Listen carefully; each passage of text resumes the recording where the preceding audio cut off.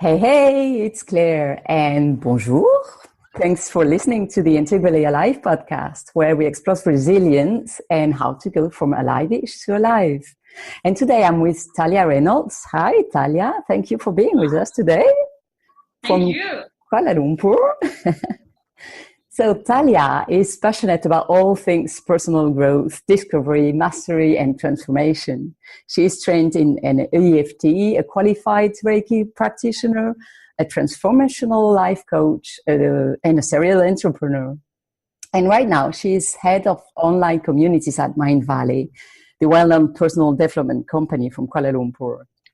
And she spent years bettering herself and going inwards to get the source of her trauma and rage.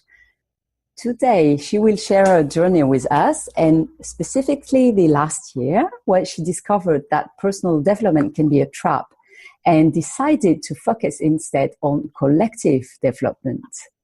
So let's dive in, Tahlia. Yeah, let's dive in. So in your bio, in your introduction, you mentioned trauma and rage. Can you share a little bit more about that in your story?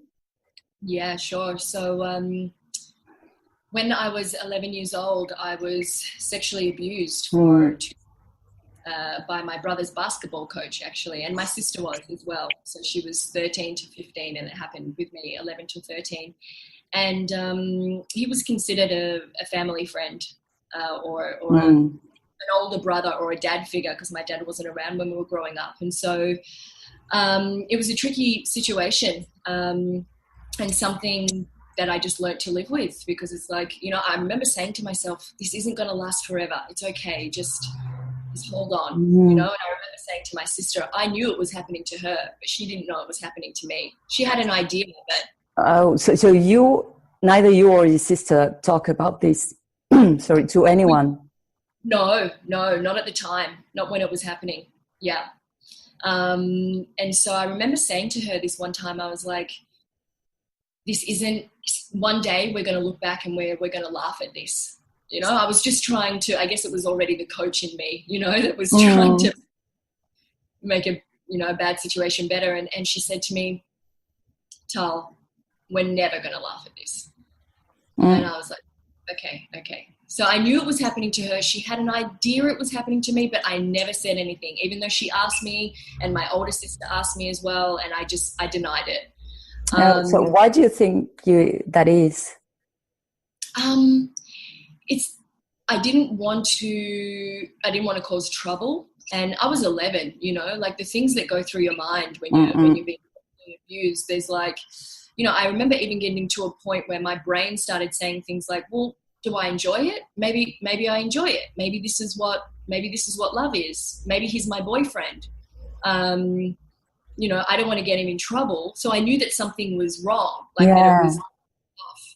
But I didn't have the voice to say it, and I didn't want to get him in trouble. And what I see now is that I made a decision in my younger years, so before I was 11, that stopped me from speaking up when I was 11. And I don't know what that is, but there was something that must have happened that gave me who I was being when I was 11, because you can get another 11-year-old little girl that's like, Mummy, like something's happening, like I stay over at his house and this is what he does. Like, is this normal, So what was it that made me not speak up? I don't know, but I know that it continued for another 14 years before I said anything. Oh, wow. Yes. Well, I'm asking because it's the situation can be different, but it's actually really, it happens a lot that children or young teenage feel that somehow this is their fault and they shut up, so no one can help, instead of saying out loud what's happening and feeling that they are empowered to do so. So I'm asking, sometimes it's just the family surrounding, and most of the time it's someone that's known from the family, which makes it even harder. So yeah, this is far from being an isolated case. Wow. Yes, but as it turns out, there was about 15 other girls that it was happening to at the same time. Wow. Yeah, and I knew a couple of them, but we never spoke explicitly about it. Just look at each other at the basketball stadium. So he was a basketball coach and heavily involved with many teams, and Oh my God. I was there almost every day, either training or doing something. And I remember looking at a few of the girls, and we would exchange this glance that was like, yeah, you're one of them as well, aren't you? You know? So it was like this unspoken communication that was just kind of like, it's happening to you too, and what do we do about it? We can't do anything about it. Yeah. So that's where the rage came from. Okay, yeah. That's where the trauma is. It was there, and that was at the source of it. And so, you know, already being somebody that didn't feel inclined to share what was going on at that time, then getting into personal development, it only kind of reinforced the negative aspects of personal development, that is, where it's like, you know, it's okay, and like I forgive him, and I've gone back to that time, and I've released him, and, you know, I've written a letter and blah, blah, all of this kind of stuff, but it was actually stopping me from really doing the real work. So that's where the whole spiritual bypassing term, I know that well. I've been doing it for many years. Okay, so let's go a little bit backwards in the story, because now you're going very fast. And how how did it happen? How did you go from this 11 years old girl who didn't dare to speak out her story? When did you, and how did you go into spiritual development? And what was it? Was it, I don't know, what kind of seminar or kind of practice? So I think that I've always kind of had it in me. Like I was always different from the other kids, and like asking you a lot of questions. Yeah, very inquisitive and genuinely curious, and wanting to know more, and how does that work? And you know, that also actually stems from my perfectionism, which I know when that started. I've gone back to that kind of memory through personal development. I was able to get to the source of that. So that is that I wanted to know all the information.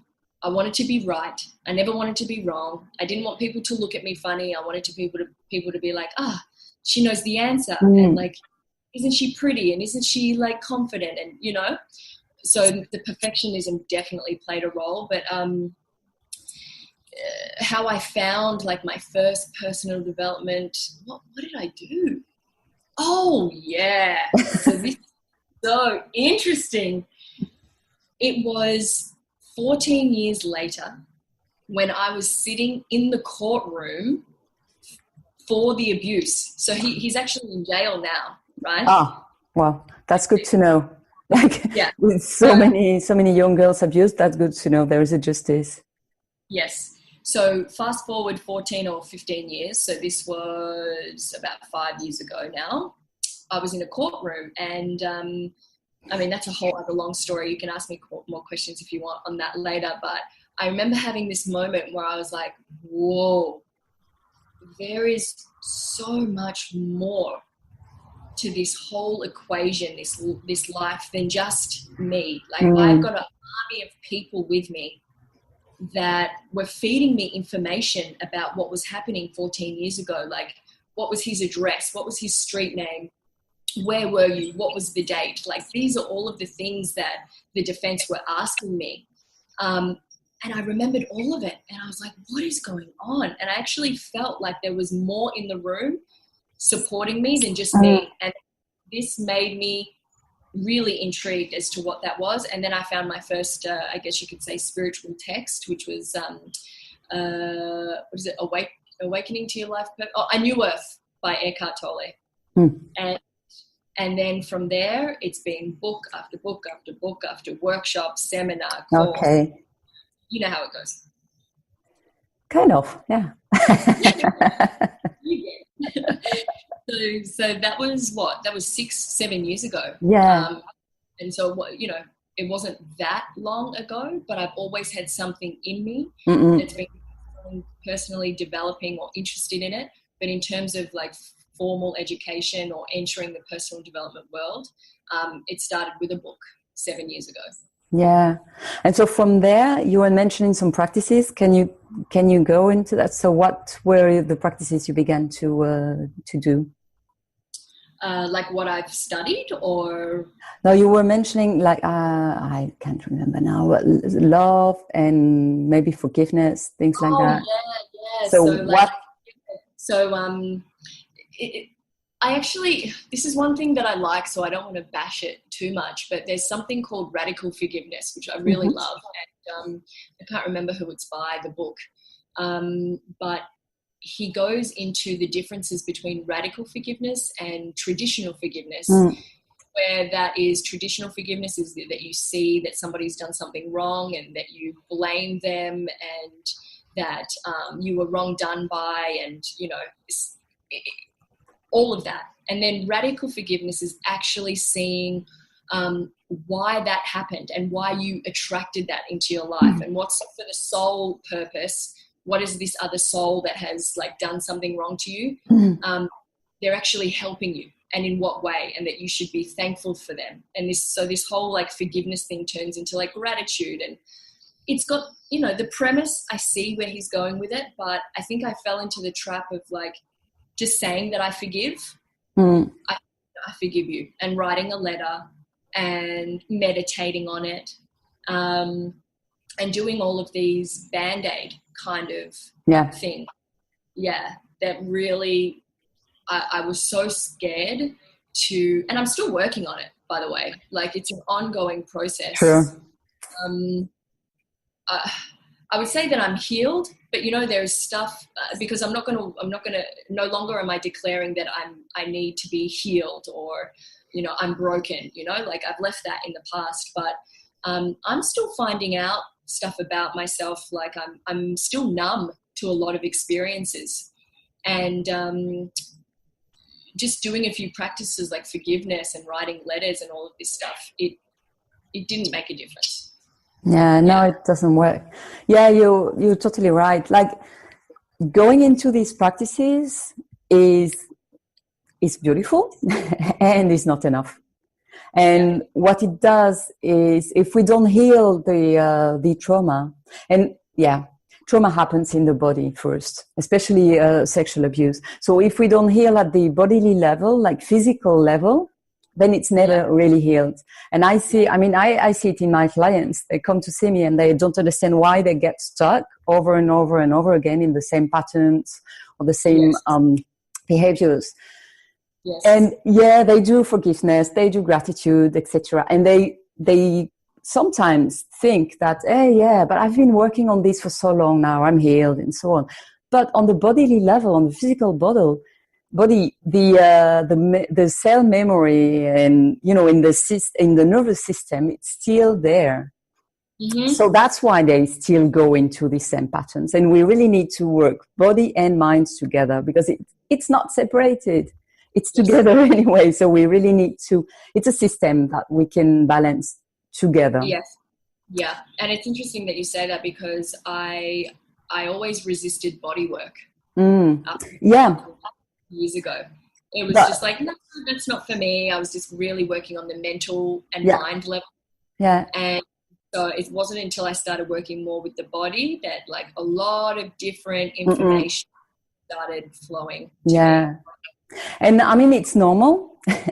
Like I said, trauma happens in the body. The last thing you want to do is going again through the trauma. So Yes. I would say most, maybe if not all, people who have gone through a trauma, they don't want to go in the body. And some of them even go out of the body. They have this kind of out of body experiences. I have Sure. a few times. Because it's normal. I mean, it's not that you're broken on anything. It's, you're a human being and you're trying to survive through something you never should even experience. So you're doing your best. I mean, and your body on so many levels, emotional, rational, etc., is doing your best to support you through that experience. Yes. And that's what you experience again and again and again and again, until, like you say, you go through this instead of away. And at the other end of this there's life. There is what I call integrally alive. Like now you know your pain, you've gone through that, and you're not suffering anymore. So there's a big difference between pain and suffering.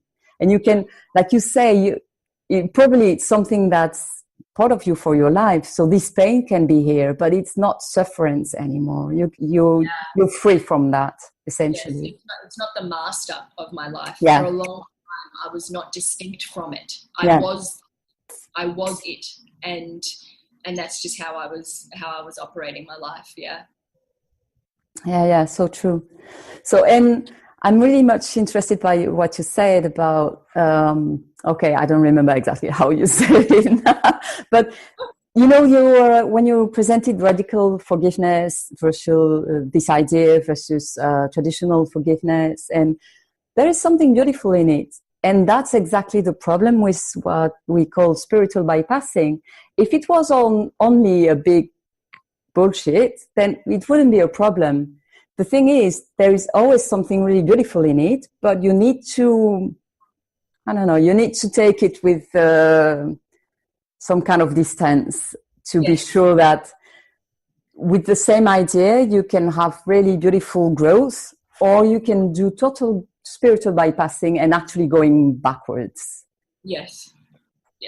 Or even worse, staying still, staying stagnant. It's like any movement, even if it's going backwards, I would take that over manifesting, or whatever you want to call it, the same reality year after year after year, you know, month after month. It all feels like Groundhog Day because you're just not moving, and you think, oh, I'm doing all these practices, like shouldn't I be here already, or shouldn't I feel this? And it's like, no, it's actually keeping you stagnant. You're not moving anywhere, actually. So yeah. Well, this happens a lot as well. And it's actually kind of a spiritual development disease. Like you feel you should be better, but you're not there yet. So you feel kind of bad about yourself. And it's that just perpetuates so much. You start making yourself wrong, and then you've got to get over that. And it kind of becomes an identity of, I'm into spiritual development. So by definition, I'm never ready. I'm never good enough because I'm going there and I'm not happy with who I am right now. Yeah, absolutely. Yes. So you went into that. How did you see that, and what did you do? What with the spiritual bypassing? Yeah, when did you realize, oh, wait a minute, I'm getting stuck here. How do I get out? It was like what I said before. It was the fact that every month and every passing year was the same. I was running into the same issues and challenges in my relationships, in my romantic relationships, and also with family. I was still relating to myself as a really small person, like the self-talk and whatever was going on in my inner world. For all I knew, I was that.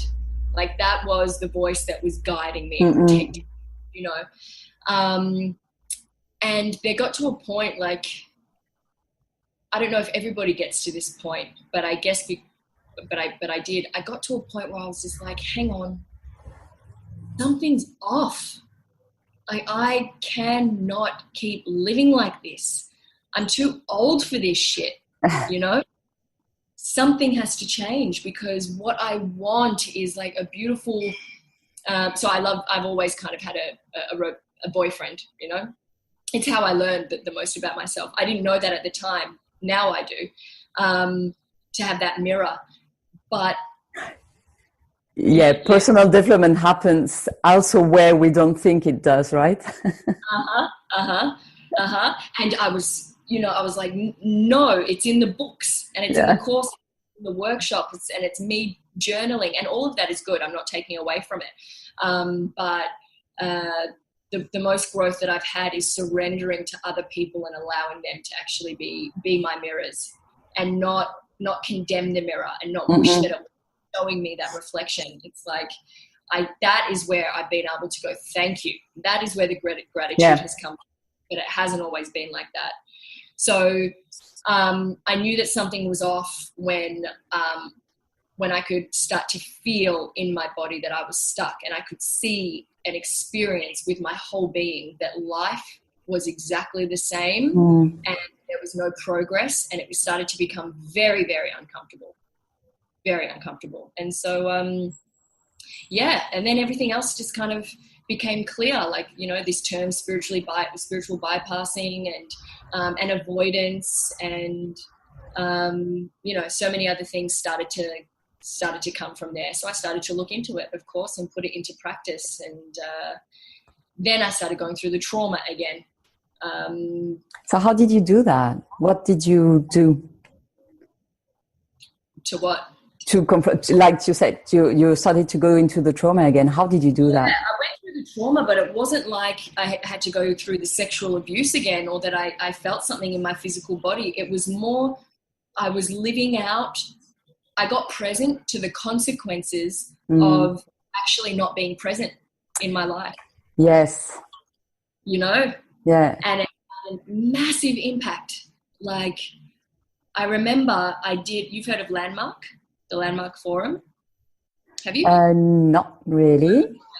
Anyway, so that was some personal development, a course that I did, transformational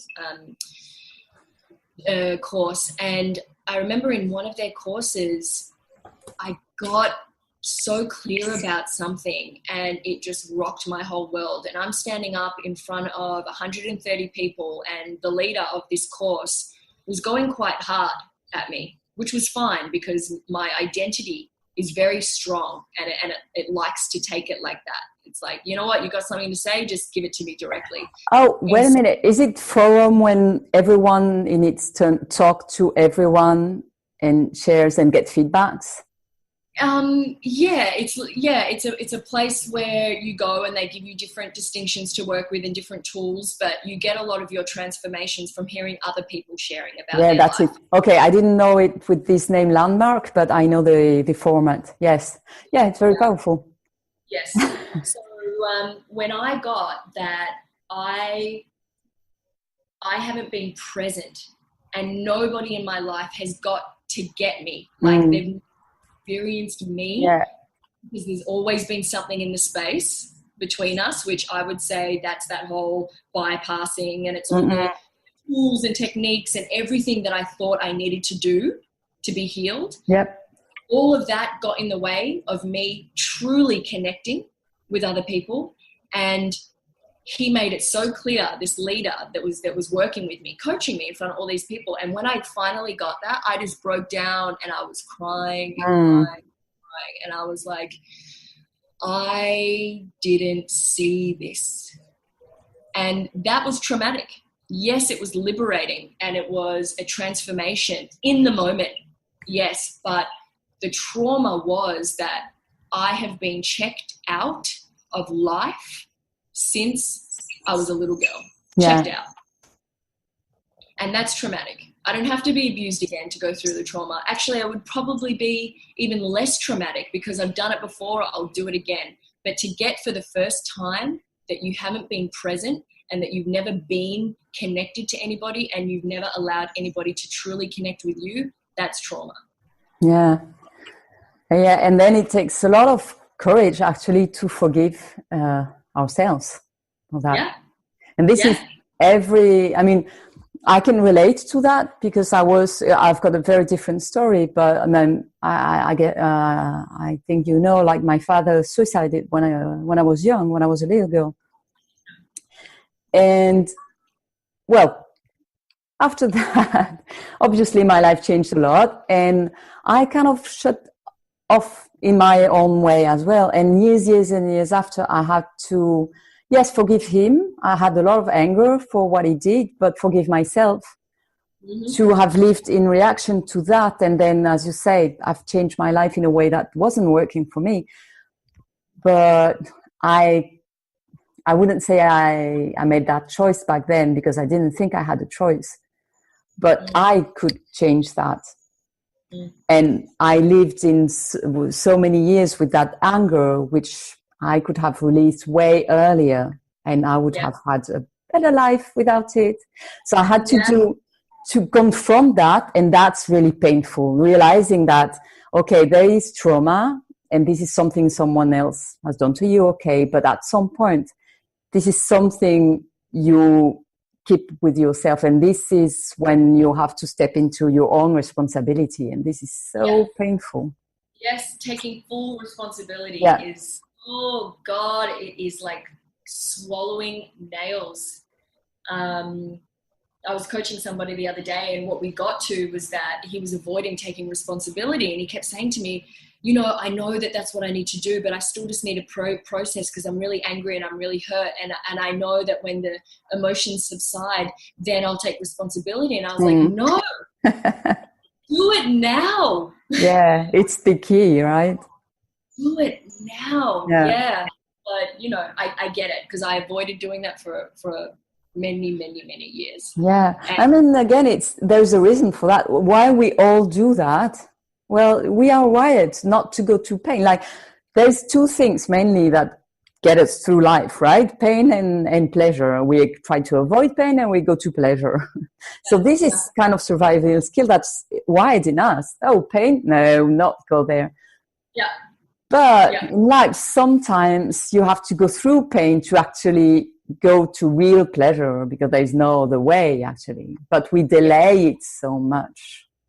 Yes. And you said something interesting before about anger, you know, that you weren't to be angry. And that's one emotion that I've never been fully self-expressed in. And even though I'm very passionate and I am a self-expressed kind of person, you know, you meet me and I'll say it how it is. And I'm got that kind of larger than life kind of feel sometimes.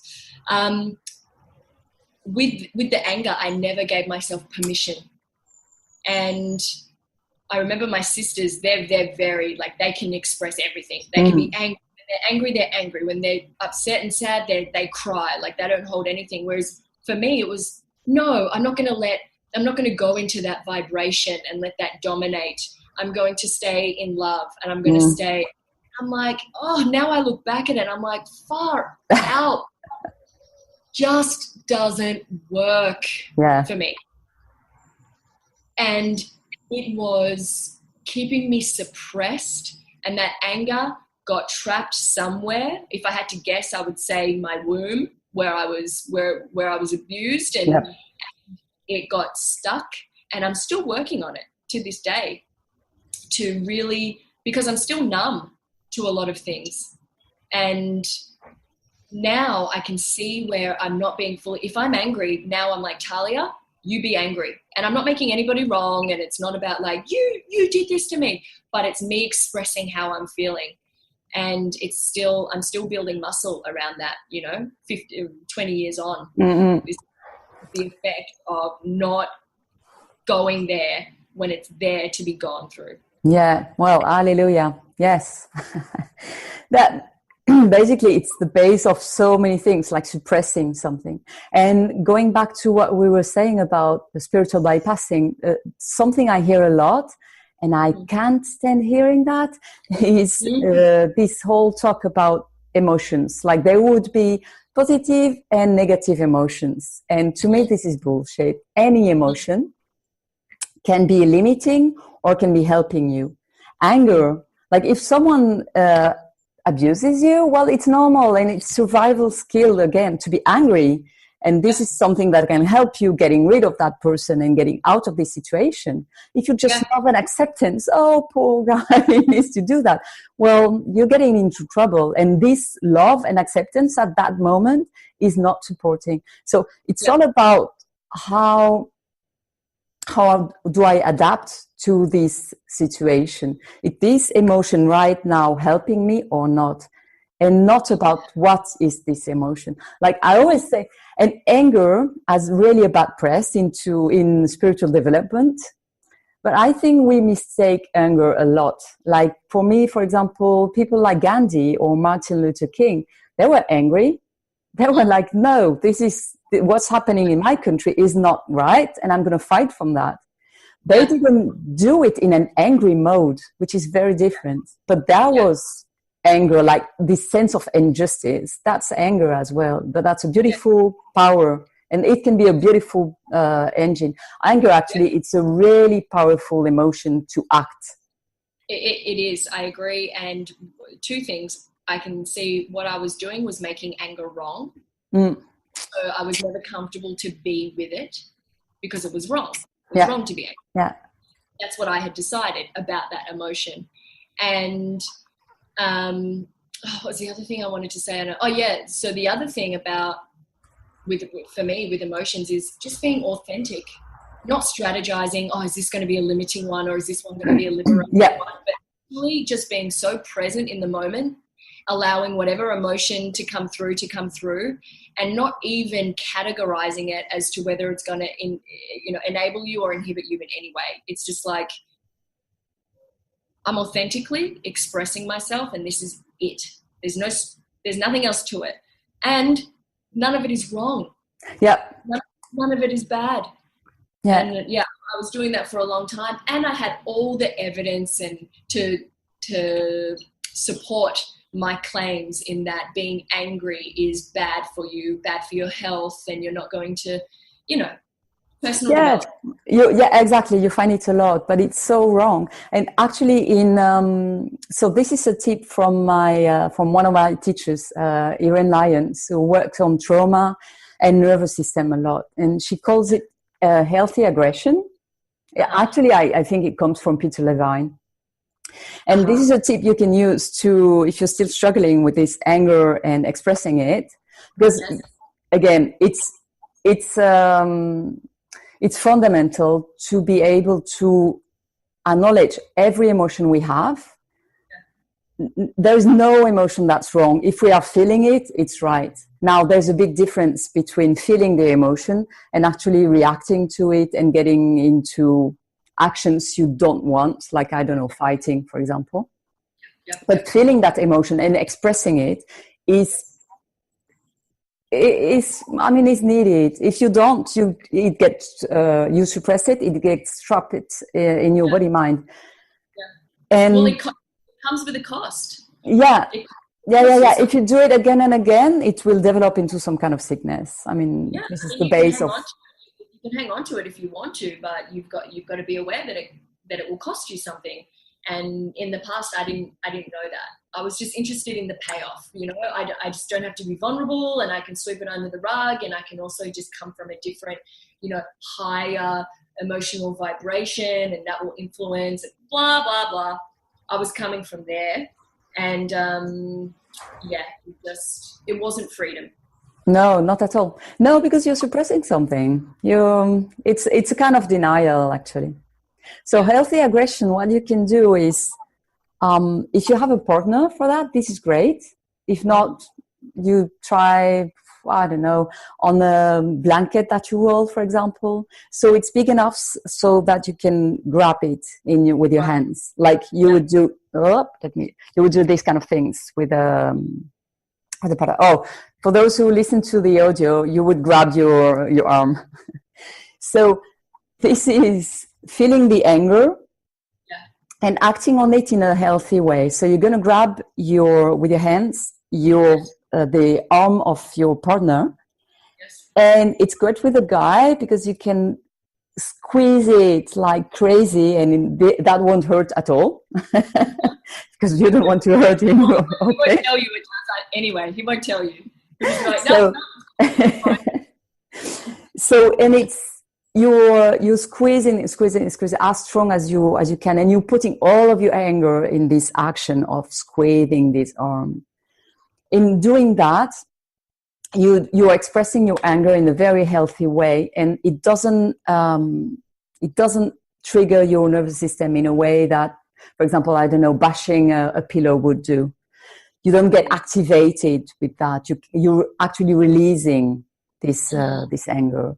So it works at a few levels. First, you're acknowledging your anger, you're expressing it, and you're releasing with an action the physical tension that it brings, because anger brings physical tension, and it's good to release it.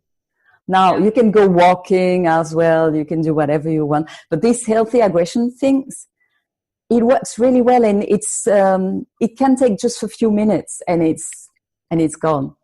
And again, it's really nice to do it with a partner, but if you don't have a partner, you can just take whatever blanket or anything that's big enough and you squeeze it, and it works.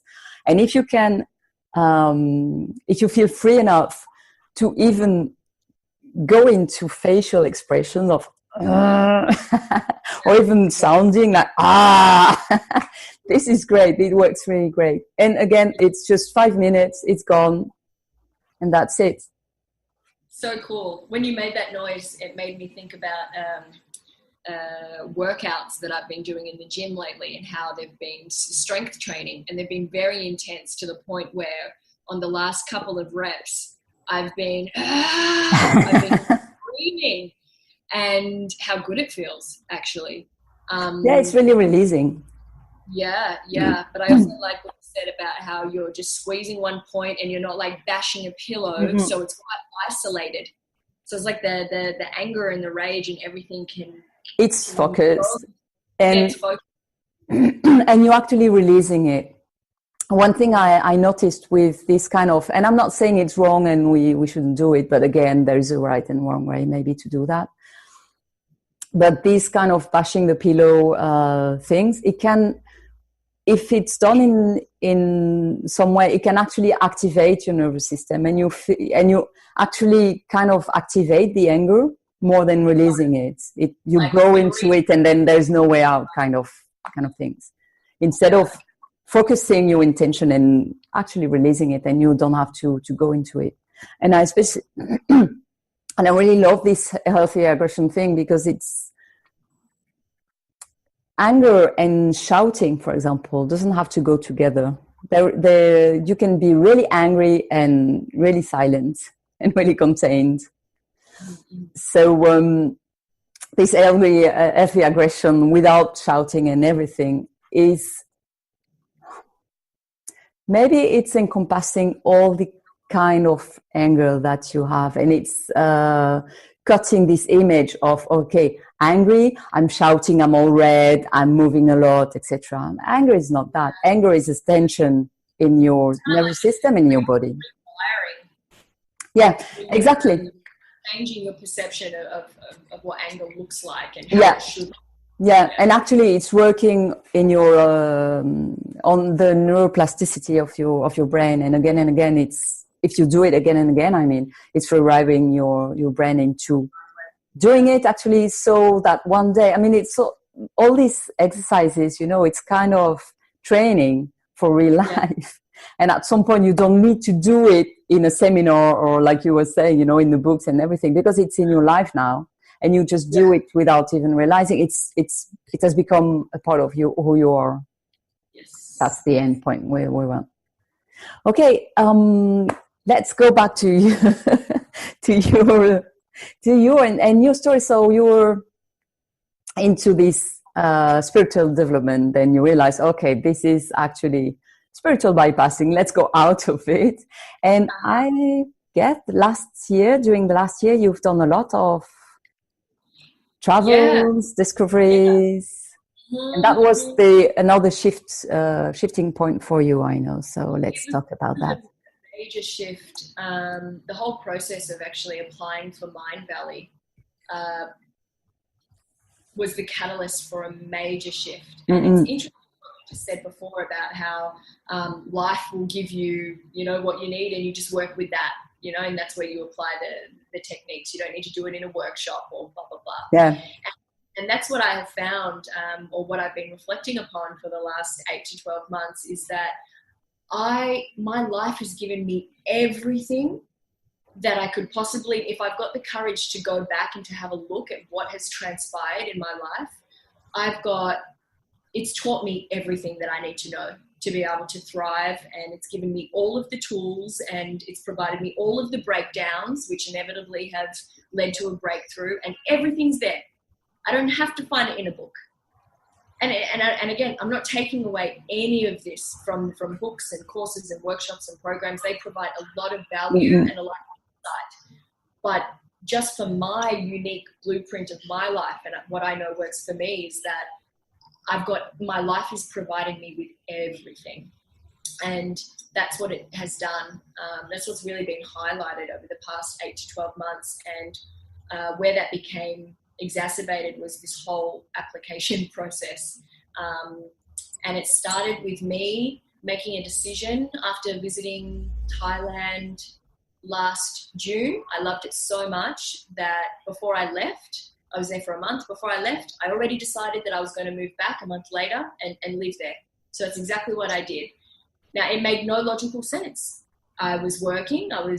My life was in Melbourne. You know, why would I pack up my stuff and just leave? But that's the first thing that really, I didn't know at the time, but I was giving myself permission in that moment to go beyond my identity and to go beyond what I would usually say to myself and how I would talk myself out of it. And being small for myself. So that was the first thing. And I got this retrospectively. This is what I mean by my life has given me everything. In the moment, I didn't know what I was doing. But I can go back and be like, oh, wow, okay, that's what I did. That's the decision that I made. And that's what's given me this whole experience. So that was the first thing. Just giving myself permission, saying yes to all of the things that didn't make sense, and diving into the experience. And then what I did was for 4 months, I didn't work a single day. Do you know how hard that is for somebody who is addicted to being on their laptop and to working and to, I'm quite masculine in that sense, is that I take action and I love doing things and being a part of it and learning and blah, blah, blah. And so to give myself, August, September, October, November, to give myself 4 months totally being, I wasn't doing. And again, this wasn't a strategy. I got this from looking backwards. I was being for the first time in my life, and flicking the switch from doing to being gave me so much. And I wasn't, at the time, I wasn't even present to it. I'm only present to it now, looking backwards. And my days consisted of what beach am I going to go to? Where am I going to buy my coconut from? What beach am I going to watch the sunset from today? That's it. That was my daily agenda. There was nothing else to it. Then I met somebody, and this is where my thoughts right now, going from personal development, self-development, into how rich your life can become when you focus on collective development and allowing people to help you and allowing people to see you. I doubt if I gave myself permission to just be and not do anything, I doubt that I would have met the person that I had to meet to get to where I am today. What I mean by that is, there was a guy that came up. I was sitting at this cafe and he came up to me and he thought I was someone else, and he sits down and he's like, oh, hey. And I'm like, hi. And he's like, oh, can I sit here? I'm like, okay. We started talking, and, you know, he started telling me about all this personal stuff in his life. And because I'm a coach, I was like, okay, well, I'm listening. I closed my laptop. I was on my laptop at the time, and I was listening to him. After 2.5 hours, he was like, whoa, wow, I feel so different. I feel good. Thank you, And I was like, yeah, no problem. And he was like, have you heard of Mindvalley?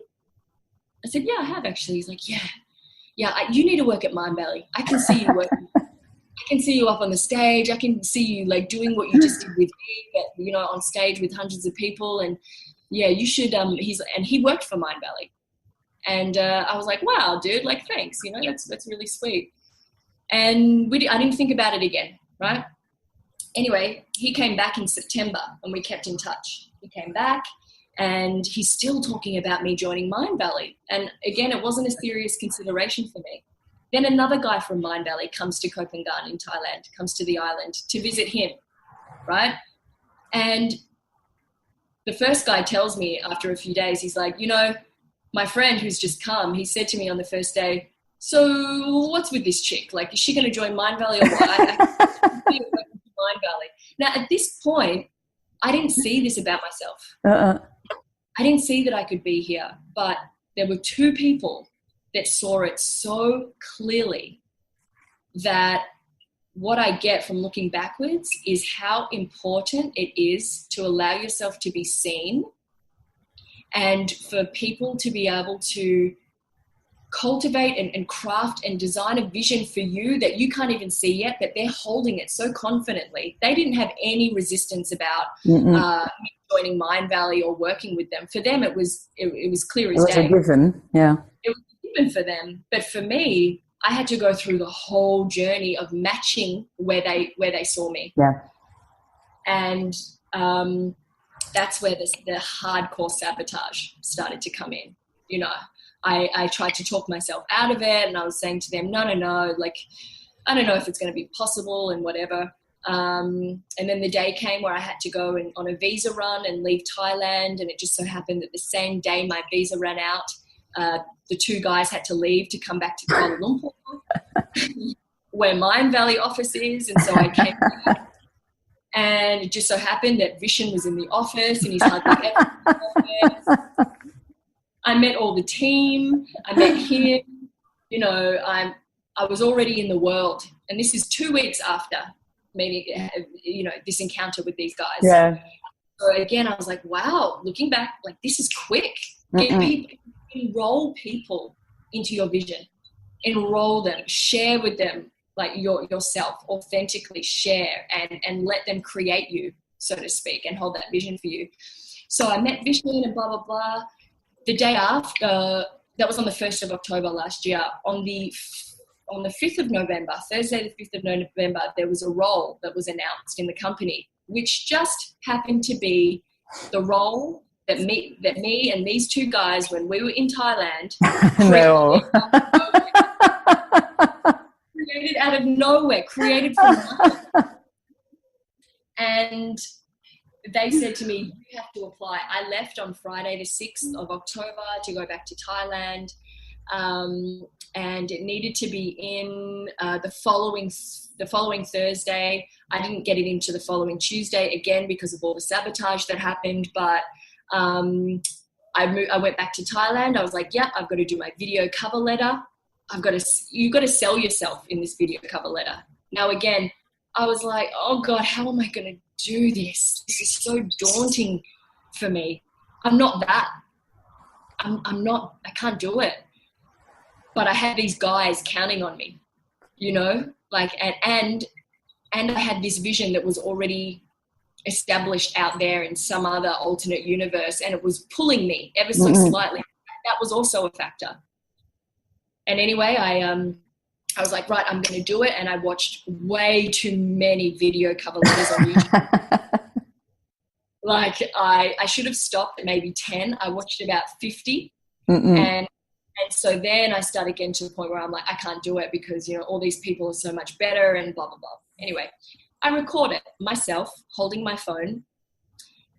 I knew it wasn't good. I did about maybe 30 to 40 takes. I was tired. I had so much running that I couldn't even think straight. I couldn't even speak straight. I sent it to the two guys before I sent it to Mindvalley. And maybe like an hour later after I sent it, I get a message from the first guy that I met originally saying, call me straight away. Call me ASAP. And I knew. I was like, shit. He's going to go through me. He's just, this is not good. I called him and he's like, what was that? That wasn't you. Why are you sitting down? You've got to stand up. Why is your phone, why is your phone vertical? It has to be horizontal. Vishen's never going to watch a video if it's like that. And why do you look so sad? Tahlia, that's not you. So again, I was like, what? But it is me. But they saw me as someone different. They saw me as who you're speaking to today. So I owe it to them. They saw the potential you that you didn't even see at that time. Yeah. Yeah. I love what you said. Let them create you. Like, and again, this is so human to self-sabotage and see the small self, which is familiar and comfortable. And then we have this bigger self, this bigger than us self around us, and we don't even see it most of the time. But if we meet the right people, they can see it, and then we can grow into that. But it's beautiful what you're sharing of growing into the new self, supported by all these crazy circumstances. Oh, crazy. So after that, I got their feedback, and of course, I was still my identity. I was still my small self. So I got this feedback, and it felt terrible, you know. And now I would get feedback, and I'd be like, "Wow, thanks. Okay, cool. I see that." Yeah. But back then, I was like, "Oh no, what have I done? I can't do it." And then all of that started up again in my mind, you know. So. I took a couple of days, and I was like, okay, like I'll have another crack in a couple of days. In the meantime, I met somebody I was in Pai, north of Thailand, this beautiful little place. Do you know it? Yes, it's beautiful. Yeah, so I was in Pai, and I was with a friend, and he had a friend who lives there. And we're just sitting down one night, and, you know, I was looking very depressed, and he's like, so what's going on with you? This is the first time that we'd met each other. And he's like, so what's happening? I was like, ugh, and I told him the whole story. Mm-hmm. And he goes, I don't have any equipment here, but we can use your phone. I used to make documentaries. I'm a documentary maker. Like, he was a filmmaker and retired, living in Pai. And he said, I can record it for you, the video cover letter. And I was like, wow, okay, thanks. Cool, let's do it. That was a Tuesday night. We started filming on Thursday, right? I remember on Wednesday night, I did something as I was falling asleep. This is another another tip. So the first one would be have people create you and trust them. But you don't find these people. They found me because I was just being. I wasn't doing anything. Second is, I call it, have a stern word to yourself. And this is what I did on Wednesday night. I went into meditation, and I started saying, I remember, like, I was meditating, and I was feeling in the room, and then I zoomed out, and then I remember viewing myself. I was like observing myself. Then I zoomed out again, and it was just like this consciousness of just observing that layer and then the deeper layer. And then I zoomed out again for a split second, and it didn't last very long, right? So I went back in again, and I only went 2 layers deep. And from that place, I stepped into, and I created who I had to be to get this video. Mm-hmm. And I was saying to myself, Tahlia, from this place, it was almost like I was her, which is me today, speaking to Tahlia at that time, going, no, excuse my French, but I was like, when I say a stern word, this is what I mean. Stop fucking around. No more. You become her right now. This is what she looks like. This is what she feels like. This is what she sounds like. This is the way she holds herself. And it was giving me everything. Mm-mm. And when I opened my eyes, I was like, whoa. It was like, I felt good. I was just like, oh, she's powerful. And the next morning I woke up, and Thursday and Friday we recorded from 4:30 p.m. to 6:30 p.m. So we did 4 hours all up of raw footage. It's a full production. I'll send it to you, and you can. Oh yeah, please. You can share it if you like. But I just, in front of that camera, I just went for it. And there was no hesitation, and there was no playing small, and there was no like, oh, I can't do it, I don't know what to say. That's what I would have said last time. I don't know what to say.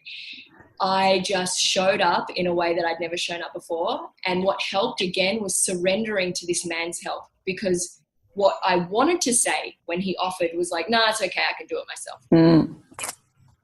That's what was there. And what was there during those 2 days that I didn't do anything was, oh, Tahlia, do you know what? You tried, and maybe this just isn't for you. Don't worry about it. There's something else for you. You know, don't be so hard on yourself. So it's like the saboteur, or like this insidious kind of implicit voice that's there, can sound so lovely and so supportive. Oh yeah, it's so loving. Of course, it wants you to stay who you are, wherever you are. And it's so spiritual, right? It's saying you tried, and the universe has something else in store for you. And it's like, the universe doesn't have shit in store for me. This is what's in store, and this is a part of the journey. And I had to go beyond that lovely voice that was telling me not to do another video cover letter. Mm-mm. I had to go beyond it. And then I met the guy, and then I had that meditation, and then I showed up for those 2 days, and we nailed it. And we spent nights and days on end editing it. And that in and of itself completely was like a death and a rebirth simultaneously. Yeah. She died. And I went through that, and it was actually really, that was another traumatic kind of experience. If I'm not her and I'm not fully this, what am I? Yes. And if I don't get accepted after sending this off, what do I do? And I was in that space so that was October 12th, I think I ended up sending it off. From October 12th, November, and a month later, I got the news that I finally got the job. But there were other things in between. I wasn't out of the dark just yet. I was not safe. There was another massive sabotage that came through, and I almost didn't make the interview with Vishen. That happened to come about the next day. After I sent the video cover letter off, I got an email 12 hours later saying, thanks for your application. Vishen would like to meet with you tomorrow. Now, this doesn't happen. You have to have other interviews before you get to Vishen. Yeah, I guess so. Yeah. I was like, what? I couldn't believe it. When I got this email, and at this day, I was traveling from Pai back to Copenhagen. I was on the boat. I had already caught a bus and a plane. I was finally on the boat, and I was like, this email came through, and my whole reality changed. I knew in that moment that I'd got the job, but I hadn't built enough muscle around knowing that I'd got the job. So other things took me out of the game. It's like, oh my God, I've got it. And then straight away came, oh, but maybe you don't. But I knew, right? But as I said, I hadn't actually flexed that enough confidence. So all the stuff started coming in, like, yeah, your video cover letter was good, but he's going to really find out who you are when you get onto that Skype interview, and you're not going to be so good. And, wow, it was full on. I don't know how much time we've got, because the story just goes on and on. Yeah, we're getting to the end of the interview, but I think we got it pretty much rounded. And thank you so much for sharing all of this. Well, like I told you before, it's got many things that I'm trying to get more awareness on and more visibility on, like all these spiritual bypassing and how you can get stuck in this development, and how I love this. It's actually Marisa Peer's saying of, you feeling comfortable and familiar with who you are. And the first time you do something new, it feels like, oh my God, I'm going to die. Just because it's unfamiliar. So it feels like, oh, this is not for me. I cannot do that. But it's just the first time you're doing it. And the more you do it, the more you get used to that, and the more it becomes who you are, actually. And yes. I'll just tie together how this saboteur actually becomes so big. For me, in my case anyway, what I've seen for myself is not getting to the source of my trauma, or whatever you want to call it, and spiritually bypassing actually made the saboteur stronger. Yes. It was feeding it for so many years, which is why it really did feel like a death, because it was a massive part of me in some way. And when I finally overcame that, and don't get me wrong, it's still there, like in the background as a default, it's still talking, doing its thing, and it's always going to do its thing. But now I know how to go beyond it. Yeah. Well, and now it's not you. Yeah. But it's going to be there. Yeah. And I've built enough muscle in how to go beyond it again and again and again and again. So I don't make it wrong. I don't wish that it wasn't there and it should be this way and whatever. It's there, and it will try and do its thing, but it has no power over me. Yeah. But for so many years, I was giving it power and feeding it by not going through what I needed to go through. Yeah. Yeah. Well, thank you. That's a very beautiful ending and sum up of the whole of your whole story. Where can the listener find you if they want to? Do you have a website or? I don't have a website right now. Something that I've got to build. I just kind of work through on a referral kind of basis. But they can always email me. You can email me, Tahlia@mindvalley.com. So I do one-on-one coaching, and I'm in the middle right now of developing some online programs. So where you get to work with me and a group of people. But yeah, I coach people here in the office, and it's kind of my natural vision calls me Coach Tahlia. So yeah, I'm open and willing and able. So I'm here to help. Okay. Well, thank you so much for sharing this very, very personal and being vulnerable enough so that you can be true. I mean, I can see that you really step into your power and are who you are without a doubt of it. So thanks for being you. Thanks for doing what you do, and thanks for being with us today, sharing all of that. It was such a pleasure, and thank you for inviting me and for seeing that there was something that I wanted to share, and knowing that it's gonna benefit people. And we only had a really short conversation, but this is a testament to you and how you listen and how present you are. So thank you for inviting me on, and it was a lot of fun. I love this story. Sharing this story. Well, thank you. Yeah, for everyone. Like she's referring to, I actually didn't really know what we would talk about today. I just had this conversation with Tahlia, and I met her in Thailand, and then I met her again in Tallinn this year at Mindvalley University.